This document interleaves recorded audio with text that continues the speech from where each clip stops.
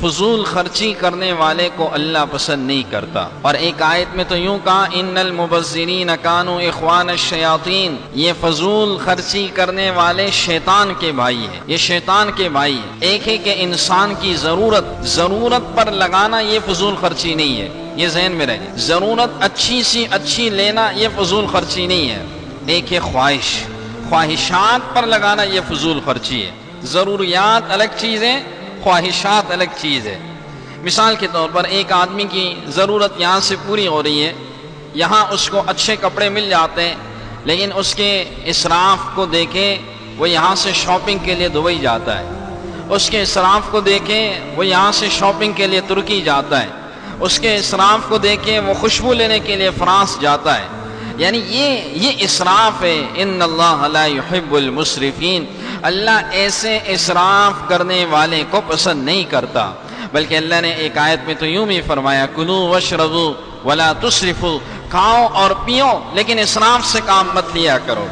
آپ کی جتنی ضرورت ہے اس ضرورت کے مطابق کھانا کھا لیا کرو۔ ایک سوال اٹھا پچھلے کچھ عرصے میں کہ اس دنیا میں سب سے زیادہ کھانا کہاں پہ ضائع ہوتا ہے، یہ سوال اٹھا۔ اس پوری دنیا میں سب سے زیادہ کھانا کون سے ملک میں ضیاع ہوتا ہے اور ضائع کر دیتے ہیں، اور کھانے کی اتنی بڑی مقدار کو کچرے کے نظر کر دیتے ہیں، یہ کون سا ملک ہے دنیا میں؟ تو آپ کو بڑی حیرت ہوگی کہ بدقسمتی سے ایک تو وہ اسلامی ملک ہے، بدقسمتی سے ایک تو وہ اسلامی ملک ہے، اور دوسرے نمبر پر سب سے زیادہ کھانا ہمارے سعودیہ عرب کے اندر ضائع کیا جاتا ہے۔ کتنی بڑی یہ دیکھیں افسوس کی بات ہے، یہ مسلمانوں کو نہیں ہونا چاہیے تھا۔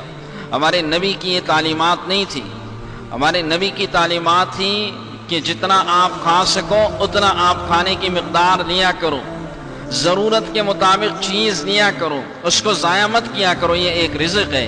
لیکن آپ دیکھیں جو حج عمرے پہ جاتے ہیں ان کو وہاں اندازہ ہوگا، انہوں نے وہاں دیکھا ہوگا کہ کتنا کھانے کا ضیاع ہوتا ہے۔ اور یہ ان لوگوں سے پوچھیں اس کھانے کی قدر، افریقہ والوں سے پوچھیں کہ جنہیں کئی دنوں تک جو ہے وہ صاف پانی نہیں ملتا، ان لوگوں سے پوچھیں کہ جنہیں کئی دنوں تک صحیح کھانا ان کو نصیب نہیں ہوتا، یا ایک دن میں ایک دفعہ ان کو کھانا مل جائے تو اس پر وہ شکر ادا کرتے ہیں کہ ہمیں کچھ تو ملا۔ رسول اللہ صلی اللہ علیہ وسلم کے بارے میں حضرت عائشہ صدیقہ رضی اللہ عنہ کیا فرماتی ہے کہ آپ کے سامنے کوئی بھی چیز آ جاتا آپ بڑی محبت سے اسے کھاتے، اس کے اندر ایک تو نقص نہیں نکالتے۔ فرمایا ایک دفعہ سرکہ گھر میں آپ تشریف لائیں، کہاں کھانے میں کچھ ہے تو سرکہ پیش کیا، آپ نے سرکے میں روٹی ڈبوئی اور کہا کتنا خوبصورت اور کتنا ذائقہ دار کھانا ہے۔ حالانکہ سرکہ کیا چیز ہے، لیکن آپ کی زبان سے ایسے کلمات نہیں نکلتے تھے۔